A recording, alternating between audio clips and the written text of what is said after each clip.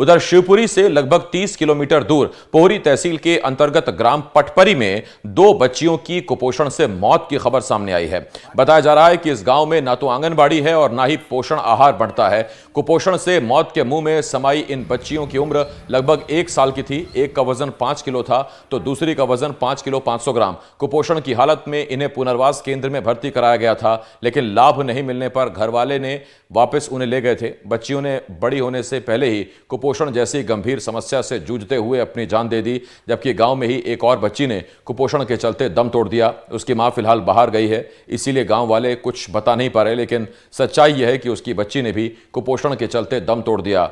NDTV की team जब ground zero पर गांव पहुंची तो बच्चियों की मौत के बाद पूरा महकमा कागज हाथ में लिए संवेदनशील नजर आ रहा था कि काश ये महकमा बच्चियों की मौत से पहले संवेदनशीलता दिखाता तो शायद उन्हें बचाया जा सकता था। जानकारी के मुताबिक पोहरी अनुविभाग के पटवारी गांव में आंगनबाड़ी कार्यकर्ता तो है, लेकिन आंगनबाड़ी भवन ही नहीं है। जानकारी के मुताबिक यहां 127 बच्चे दर्ज हैं। जी, यही अखबार के माध्यम से हमें 2 मौतों की सूचना मिली थी, जिसके लिए हम लोग डीपीओ साहब के आदेश पर एक जांच कमेटी बनाई गई थी, जिसके प्रतिवेदन में हम लोग पटपरी गांव में गए थे। सीडीपीओ महोदय, तहसीलदार महोदय और मैं स्वयं गया था, जहां पे हमने सर्वे किया, जिसमें 2 मौतें पाई गई थी, जिसमें एक बच्ची वहां की निवासी है और एक बच्ची बाहर से रक्षाबंधन के त्योहार पर आई हुई थी।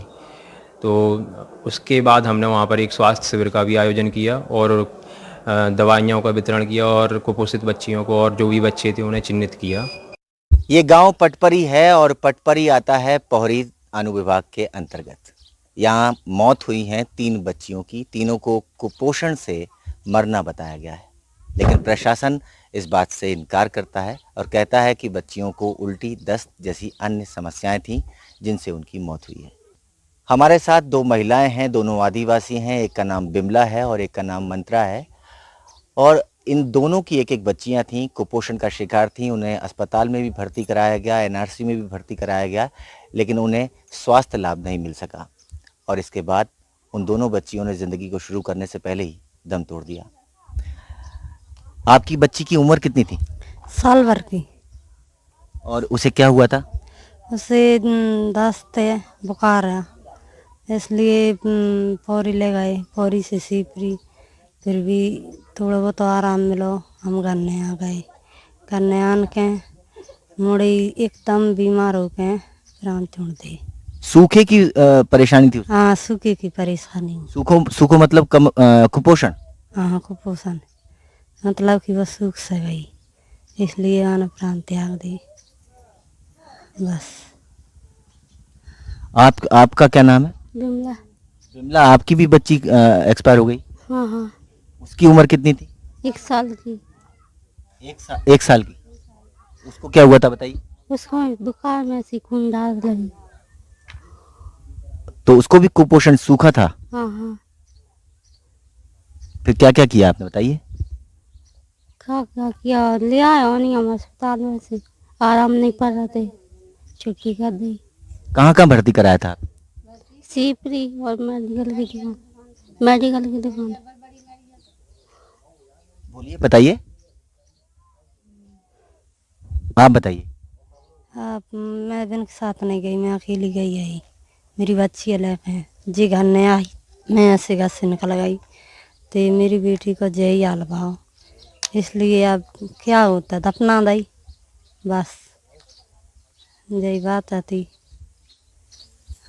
और भी एक गांव में मौत हुई है कुपोषण से बच्ची। अब मेरे को भाई मुँह पता नहीं है, हम तो हमारे घर से हैं, हमारे घर से गुजरी थी, हमने बता दी बस। आपके घर से 2 बच्चियों की मौत हुई? हाँ, 2 बच्चों की, मेरी ननद की मोड़ी, एक मेरी बच्ची। दोनों बच्ची एक दिन चेक के ऐसा उठ गई। ये मेरी नंद की एक दिन पहले निकल गई और तीसरे दिन मेरी बच्ची उठ गई बस। शासकीय प्राथमिक विद्यालय पटपरी सामने है और ये गांव पटपरी है। पटपरी में यहाँ जो है आंगनबाड़ी केंद्र भी नहीं है। हालांकि आंगनबाड़ी कार्यकर्ता यहाँ हमारे साथ में हैं। उस दिन जब ये मौतें हुई थी तब शायद ये थी या नहीं थी इसकी जानकारी नहीं है, लेकिन गांव में अगर कुपोषण है और सिस्टम लाचार, तो फिर क्या कहिएगा। सवाल ये नहीं है कि उनकी मौत कैसे हुई है, सवाल ये है कि वो बच्चियां कुपोषित थीं, उन्हें एनआरसी में भर्ती भी कराया गया था, लेकिन फिर भी उनकी मौत हो गई और उन्हें बचाया नहीं जा सका। शिवपुरी के पटपरी गांव से अतुल गौड़, एनडीटीवी।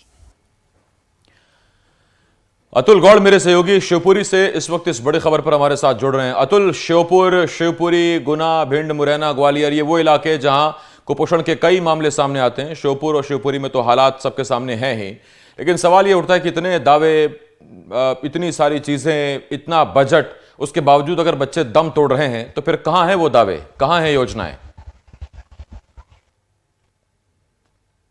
बिल्कुल आशिफ जी, देखिए, अगर आप इस तरह की बातें हमसे 2023 में कर रहे हैं और आप ये सवाल इस समय खड़ा कर रहे हैं, तो ये कितना महत्वपूर्ण सवाल है, आप इसको बहुत ध्यान से समझने की कोशिश कीजिए कि लाखों करोड़ों रुपए और इतने सालों का वक्त लग गया कुपोषण से लड़ते लड़ते, और आज 2023 में कुपोषण से 2 बच्चियों की मौत हो जाती है। और जब हम वहां पहुंचते हैं ग्राउंड जीरो पर और तफ्तीश करते हैं, जानते हैं कि हालात क्या हैं, तो वहां पूरा के पूरा प्रशासन एक तरह से नजर आता है। वहां आंगनबाड़ी कार्यकर्ता और इसके बाद में वहां सचिव, जो सहायक सचिव होते हैं वहां पंचायत में, वो मौजूद होते हैं।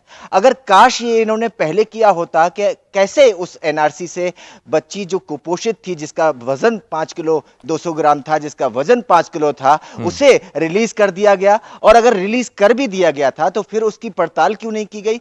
2 बच्चियों की क्या हमारे सामने कोई जिंदगी की अहमियत नहीं है? इतनी बड़ी लाचारी, इतनी बड़ी कमजोरी प्रशासन की यहां पर नजर आई कि मैं आपको अपने शब्दों में यहां बयां भी नहीं कर पा रहा हूं। आसिफ जी।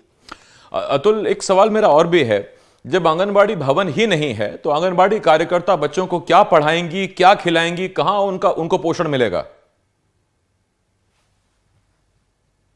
बिल्कुल, आपकी ये जो स्थिति है, ये स्थिति हमने वहां जाकर के देखी।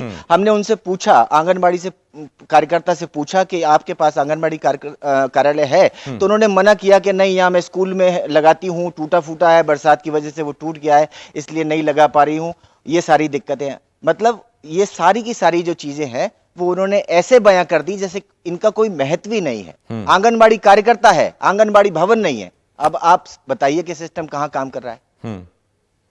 इसमें इसी इलाके से, शिवपुरी से मंत्री आती हैं, विधायक हैं, इतना अहम इलाका है, ग्वालियर चंबल पे हर किसी का फोकस है, बीजेपी का, कांग्रेस का, ये चीजें ऊपर दिखती नहीं है क्या अतुल?